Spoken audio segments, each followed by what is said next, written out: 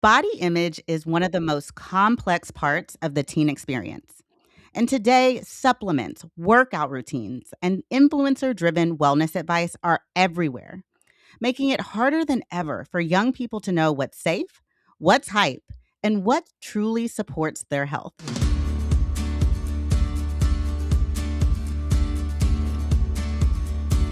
Welcome to the Healthier You podcast. I'm Dr. Ashlee Williams, and today I'm talking with Dr. Mutsa Nyakabau, a board certified pediatrician, about how online content shapes the expectations teens place on themselves and how we can help young people build a healthier relationships with their bodies, find balance in a high pressure environment, and make informed decisions about fitness and nutrition. Dr. Nyakabau, thanks so much for being here. Thank you for having me. I'm looking forward to having this discussion. It's a very important discussion. Let's just start with the basics. What are the most common body image concerns you see in your practice as a pediatrician? And have these changed over the past few years with the rise of social media? So, the body image concerns that I see very commonly change a little bit whether we're talking about our young ladies or the young gentlemen. So, for my young ladies, I see preoccupation with thinness, with flawless skin. And for my young boys, this preoccupation with having this hypermasculine physique. Now, this has evolved over time because in bygone days, when you think of your Cindy Crawford magazines and those pressures to look thin, and in the bygone days of Arnold Schwarzenegger, the muscle magazines, the curated images that teenagers seem to see have started to evolve this idealized image where the young ladies get and the young gentlemen get this almost biologically impossible ideal that they have to aspire to. So, for example, my young girls not only have to worry about being thin now, but they also have to worry about being thin and also having exaggerated glutes, which is unattainable by most, if not a large number of my young ladies. For the young gentlemen, it is having this hypermasculine physique and 6% body fat, having large muscles with large vascularity, a V taper, being 6'2". All of these different attributes have become more and more unattainable, and this is propagated by what a lot of my young people are seeing very frequently on social media and social media platforms. Okay, thank you for that. Can you talk about how influencer culture has changed teens' ideas of what's healthy? So, influencer culture has propagated this concept called the filtered reality gap. This gap between online appearance and what the teenager sees in front of the mirror. So, why is this unique? It's a unique challenge because the pressures of physical appearance before were based on an idealized image. You would have your model in New York with an airbrushed picture who was someone far away who had a team of various people who made them look the way that they look. But now, teenagers in this day and age see their schoolmates, their classmates, their teammate who, in with one single click and a few AI guided touch ups, looks absolutely stunning online. This makes the idea of this unattainable image seem closer to our teens and enhances the frustration if they're not able to meet that ideal. So, that proximity that they have to these influences is what makes it very impactful towards their mental health and their well being. Now, in the influencer culture is this parasocial relationship because the teenagers actually see the influencers as their friends. With the influencer culture, the teen looks at their TikTok, sees the influencer walking their dog, eating breakfast, going through their routine, so they feel very close. So the guardrails that one might have, those mental guardrails that allow a little bit of skepticism when a product is being sold, aren't there. They are more inclined to view advice from an influencer as advice and not a sales pitch, which makes it very difficult to resist the urge to follow what the influencers do. In fact, a lot of my teens aspire to do what the influencers do. Yes, I agree. Filters have helped set up unrealistic expectations.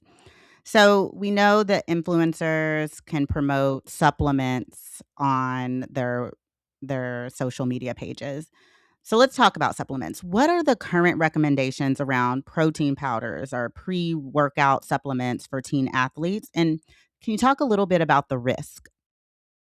Absolutely, absolutely. So let's start with protein powders. Whey protein is a very common one that I see a lot of my young and active teenagers engaging with. Now, the idea is to get more protein to help facilitate muscle gain. The gains is what the teenagers say. I've got to get those gains. Everything is driven around the gains. And the research around protein powders actually says that they're not very necessary. A lot of teens need about 1.5 grams per kilogram of weight per day to meet the requirements of an active teenager. Now, teenagers are able to gain about 2 to 3 times that just by eating good, complex foods. And with eating regular foods, teenagers are able to get micronutrients in addition to just isolated protein that might have proprietary blends and high sugars, which actually lend more to being unhealthy as opposed to being healthy. So the research says protein powders not particularly necessary, even though a lot of my teenagers feel the need to use them quite regularly.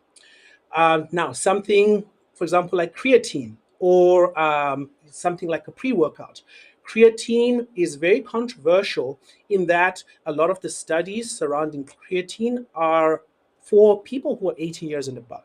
It is not ideally recommended for anyone who is below 18 because we do not have any long term studies for safety, even though it can be efficacious for activities that require explosive power, like sprinting or powerlifting. And there are some short term studies that show some short term safety, but the concern from the American Academy of Pediatrics, the American Sports Medicine Society, is that we do not know over time what creatine in particular does on the developing body. So we try our best to err on the side of caution to make sure that there is nothing that affects our teens because they're growing and developing. Now, pre workout is a hard no for various reasons. Pre workouts are used by a lot of our teens to get this buzz and to get this boost of energy to facilitate their workouts. And they can contain between 200 to 400 grams of caffeine. Now, that can cause some strain on the cardiovascular system. Think about this: a 14-year-old is going to do their workout somewhere between 4 o'clock and 7 o'clock in the evening, and they're going to take a large dose of 200 to 400 milligrams of caffeine. This impacts sleep. Sleep is important for the teenage brain for hormonal regulation and for the ability to engage effectively in workouts.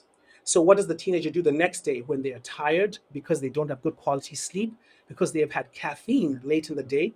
Again, caffeine has a half life of about 5 to 6 hours. So, it's still in the system when they're trying to get that deep sleep that facilitates tissue repair and hormonal regulation and learning and consolidating memories.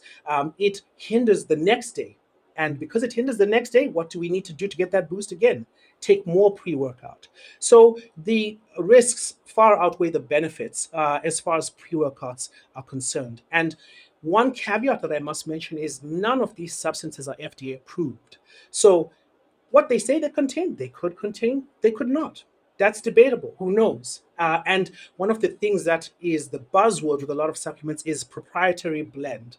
Proprietary blend is just an excuse that some companies use to put other chemicals without quantifying the exact amounts in a proprietary blend that gives some effect, but these can be negative effects, especially for our teenagers. It's really good to know. So let's say the parent notices their teen has changed their workout and diet routine. What are some red flags that parents should look out for that some of these changes are unhealthy? Thank you. That's a very good question because the red flags might be a little more subtle than what some people might realize. Um, if you think of someone who, for example, there's something called orthorexia, an obsession with clean eating, counting macros, knowing exactly how much is in each and every meal. This might be taken by some parents as being very organized, very proactive, but it actually represents some pathology because there is no reason a teenager should be worried about how many grams of carbs are in the apple that they just ate, so that they can make sure that they burn enough calories later on. It develops this relationship where some teens feel they have to earn their food, their meals, and it there's so much anxiety that surrounds it that some teenagers can't engage in food in a very healthy way that encourages growth and personal development. Now, there is something else called dysmorphia. Uh, Bigorexia is a common term that's used to describe it. Think of your teen who flexes very frequently every time they catch a mirror. They pinch their skin to see if what percent body fat they have. They cover themselves with baggy clothes when they feel that even though they look good, even though they look fit and strong, they do not feel that they've accomplished that size or that definition that they want. And they might even miss social engagements because of this concern. Some teens, in spite of being sick, in spite of being injured, will sometimes push and train through that sickness and injury out of a fear of losing out on that workout. If you see an unhealthy relationship where a teen just cannot go without doing that workout, that's another sign to be concerned. Now, some more concerning signs and features might include things like decreased energy, having bone fractures in a teen who has not had any major trauma. That indicates that the body is leaching so much out of the bones because our diet, our workouts are so stringent that the body is breaking down, essentially. In our girls, having irregular periods, having brittle nails, all of these things can be signs that even if they might seem that your child is being self-aware, self-conscious, being proactive, that something wrong is actually happening. So I think we can both agree that the adolescent time period is a very intense time in life where there's just so many changes going on. What can parents or caregivers do to support their teen's body image? Very good. And the adolescent time, like you said, is a time of developing that sense of personal identity. And that time involves a lot of our teens moving away from authority figures and going towards the group. And so, um, offering various ways of support, such as letting them know that you are there for them. And it doesn't have to be intrusive. Just say, hey, I'm here if you need me. A lot of my teens, when I see them in the clinic, just knowing that their parents are there is a lot of reinforcement that they need when things are really struggling, when they're struggling, when things are really not going well. They know that there's that person I can go to, there's that person I can rely on. An interesting engagement or exercise that I sometimes recommend to parents is, hey, when your child's on TikTok, on Instagram, co-view with them. Look at what they're looking at together. And what this does is it provides an opportunity to say, hey, that young lady's making that pose doesn't look comfortable. Or when that young lady wakes up, do you think she looks like that all of the time?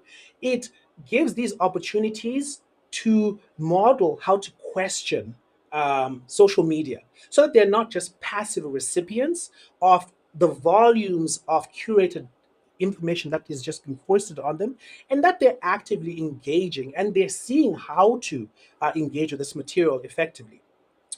Something that I try and tell parents a lot of times is reframe how you praise your teens as well. Something like, hey, you look good, might have the unintended effect of propagating that asphyxiation with that how I look, how my appearance, focusing on just everything on the outward side. Something that can just change that orientation might be something like, hey, I see that you've been working really hard.